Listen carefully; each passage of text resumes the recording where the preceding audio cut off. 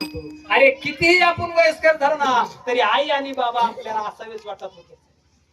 आई आणि बाबा असावेच वाटतात. म्हणून कशाला गेलीस आई तू स्वर्गाला, कशाला गेलीस आई तू स्वर्गाला, कोण संभाळील तुझ्या या बाळाला. 9 महिने 9 दिवसाची वारी तू केली, संकट येता तुझला पदराला बांधून नेली, सोडून गेली आम्हा लेकराला. का गेलीस आई तू स्वर्गाला. अरे कितीही वयस्कर असलं ना तरी आई आणि बाबा असावे वाटतात दादांनो. आई आणि बाबा असावे वाटतात. म्हणून 9 महिने 9 दिवस पोटात वागिवलंय ना प्रवीण महाराज. सगळ्याला वागिवलंय. पण कधी तिरस्कार केला रे माझ्या आईनं? कधी तिरस्कार केला नाही दादा. पोटी भारवा है, पोटी भारवा है, पोटी भारवा है, पोटी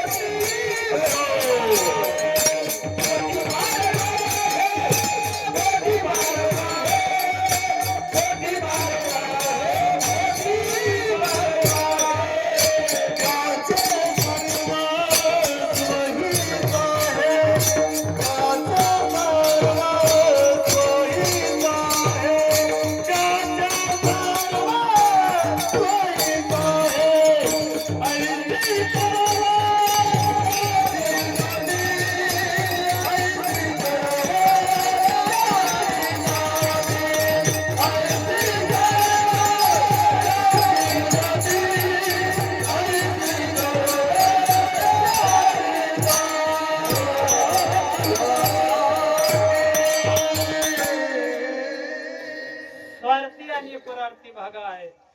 2 भाग सांगितले दादांनो. या जगात 14 लोक राहतात देवा. किती? 14. 7 खाली आणि 7 वर. तुम्ही म्हणता लय लोक झाले तर महाराज तुम्ही 7च. सप्त पाताळ 7 आहेत, वरती सप्त पाताळ आहेत. 14 लोक राहतात आणि त्या 14 लोकातच आपला भारत देश आहे. भारत देश आहे आणि त्या भारत देशात आपला महाराष्ट्र. अनेक राज्य आहेत पण आपला महाराष्ट्र. आणि त्या महाराष्ट्रात अनेक जिल्हे जाताना त्यात आपला अहिल्यानगर जिल्हा. त्या अहिल्यानगर जिल्ह्यातही अनेक गाव आहेत. त्यात आपला कर्जत तालुका आहे आणि त्या कर्जत तालुक्यातही अनेक गाव आहेत. त्यात आपला गोयकरवाडा आहे, खंडाळा ग्राम आहे. आणि मग त्या खंडाळा गोयकरवाडा ग्रामामध्ये अनेक घर आहेत आणि त्या घरापैकीच वाघमोडे परिवार. मी मगाशी बोलले. पण मग किती लोक आहेत घरात? बरीच लोक. पुरुष आहेत, महिला आहेत. मग सगळी सर्व्हिसला आहेत का? सगळीच काम करतात का? सगळ्यांचे कपडे सारखे आहेत का? सगळ्यांचे ड्रेस सारखे आहेत का? नाही. त्याला परत म्हणजे ज्ञानोबरायाने उभी दिली. ययाचे नामे अनाने, अनारसे वर्तने, वेशही शिनाने, अवघेयांची अवघी. कपडे वेगळी, राहणीमान वेगळं. कुणी सर्व्हिसला, कुणी पुण्याला, कुणी शेती करतय. बरोबर का नाही? आणि मग सगळ्यांचं वेगळं दिलं. त्यात पुन्हा माझ्या ज्ञानोबरायांनी वर्ग पाडले. वर्गवारी पाडली माझ्या ज्ञानोबरायांनी. आणि या माणसातही 2 प्रकार पाडले देवा महाराज.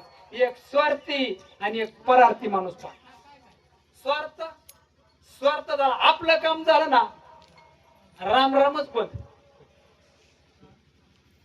काम होत तर भाऊसाहेब राम राम राम राम. भाऊसाहेबाला वाटतो काय पंडित महाराज. आणि महिन्याच्या महाराजांनी भाऊसाहेबांना फोन केला, शिचू आप काम झालं ना. हे स्वार्थपणाला जैसे काया वाचा म्हणे भलती आहे दुःख देत जाय, स्वार्थ साधिता न पाहे पराचे हित म्हणून स्वार्थी भाग सोडला आणि ज्ञानोबरायांनी परार्थी भागात माझ्या आईला टाकलं परार्थी कसलाच स्वार्थ नाही गड्या. मला तुम्ही सांगा गड्या, आपली आई आणि आपला बाप आपल्याकडून कशाची अपेक्षा करतात गड्या? थांबू आपण 5 मिनिट. काय मागतात मामा मला सांगा? काहीच मागत नाही. अर्धी कोर भाकर, सकाळचा चहा आणि 5 वाजता चहा. अरे बाळ जन्माला आलंय ना, आपण ज्यावेळेस आपण आईच्या उदरातनं बाहेर येतो 6 महिन्याला अन्नप्राशन नावाचा संस्कार आपल्याला आई देते ना. मध भात असेल, दही भात असेल, तो अन्नप्राशन नावाचा संस्कार सुरू केला ना आणि मग आपण खायला सुरुवात करतो. मग आपली आई चपाती चुरून देते, दूध भात चुरून देते आणि मग ती गाणं म्हणत माझा लाडका रे, माझा दादा रे, दादा झोपी जाणार. अंगाई गीत म्हणते ना, अंगाई. आपण आपल्या आई उन्हाची तासभर पडली तरी कालवा करीतच येतो. आई कुठे गेली, कामाचा काय नाही, बघितलं नाही का काय? अरे ज्या लेकराची झोप मोड होईल किंवा माझा लेकरू झोपत ना उठू नये म्हणून ती आई अंगाई गीत म्हणते रे, गाणं म्हणते रे आपल्यासाठी. गाणं गाय झोपली गोट्यात घरट्यात चिवताई, परसात वेलीवर झोपल्या त्या जाई.